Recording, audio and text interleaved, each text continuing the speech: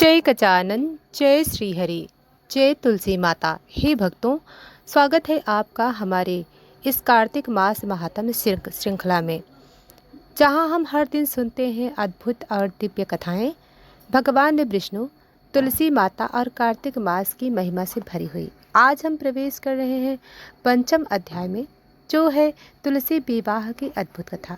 यह कथा केवल विवाह का वर्णन नहीं, बल्कि यह भक्ति, त्याग और दिव्यता का संदेश देती है।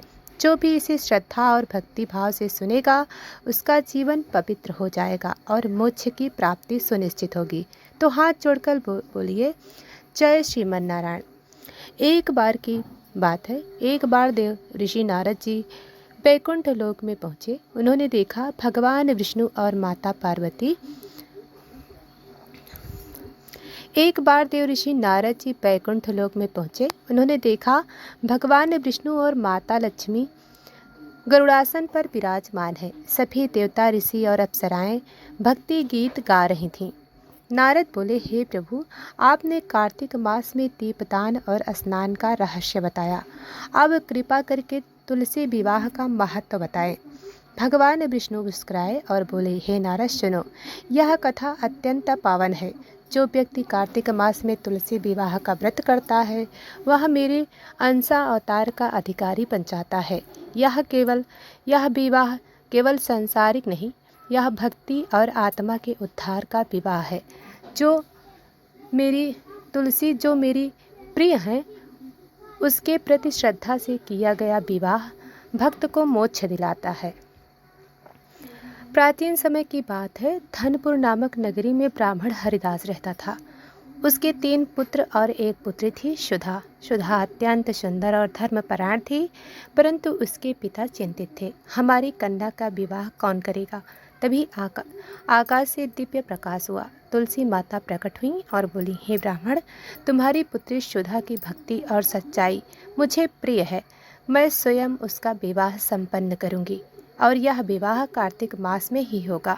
ब्राह्मण हरिदास और सुधा अचंभित हुए। उन्होंने तुरंत अपने घर को साफ किया और तुलसी माता के पूजन की तैयारी की। तुलसी माता ने कहा, हे सुधा, तुम्हारा विवाह केवल मनुष्य के लिए नहीं, यह भगवान विष्णु के प्रति भक्ति का प्रतीक है। जो भी इस विवाह में भाग लेगा, उसके पाप नष्ट होंगे और पुण्य बढ़ेगा। संध्या समय आया।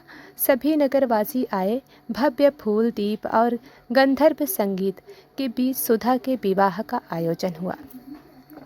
तुलसी माता ने स्वयं सुधा का मंगलसूत्र धारण कराया। साथ ही दिव्य वर भी उपस्थित हुए। भगवान विष्णु के अंशावतार, जो स्वयं सुधा के जीवन के साथी बने। जैसे ही सुधा और वर ने 7 कदम रखा, आकाश से सूर्य की किरणें सीधे उनके ऊपर पड़ी। पूरे नगर में एक अद्भुत प्रकाश फैल गया। सभी ने देखा विवाह स्थल पर अनंत देवताओं और ऋषियों की उपस्थिति। सभी कह रहे थे, हे भक्तों, यह विवाह संसार का नहीं, बल्कि आत्मा और ईश्वर का दिव्य मिलन है। तुलसी माता ने सभी को आशीर्वाद दिया।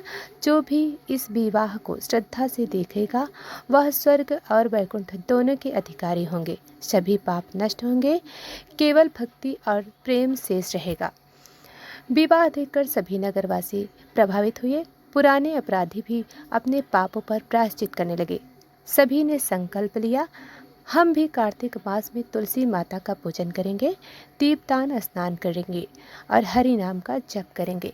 तुलसी विवाह का यह पर्व सिर्फ एक दिन का नहीं, यह पूरे कार्तिक मास के लिए प्रेरणा बन गया। भगवान विष्णु ने कहा, हे नारद, जो भक्त कार्तिक मास में तुलसी विवाह, दीपदान और स्नान करते हैं, वह मेरे अंशा अवतार का अधिकारी बनता है। उनके घर में सुख, समृद्धि, शांति आती है। संतान धर्मनिष्ठ बनती है और मृत्यु के बाद वह सीधे वैकुंठ धाम को प्राप्त करता है। जो व्यक्ति इस कथा को सुने या सुनाए, उनके पाप नष्ट होते हैं, उनके घर में सुख समृद्धि आती है, उनकी संतान धर्म का पालन करती है और मृत्यु के बाद वह वैकुंठ को प्राप्त करता है। जो व्यक्ति इस कथा का वाचन करता है, वह स्वर्गलोक मोक्ष दोनों को प्राप्त करता है। हे भक्तों, आज आपने सुनी स्कंद पुराण से कार्तिक मास महात्म्य पंचम अध्याय कथा, तुलसी विवाह की अद्भुत कथा। यदि यह कथा आपके हृदय को छू गई हो, अच्छी लगी हो, तो कृपया लाइक करें, सब्सक्राइब करें और अगले दिन सुनिए अध्याय 6 कार्तिक मास दीप दान और व्रत का रहस्य। तब तक के लिए जय श्रीमन नारायण।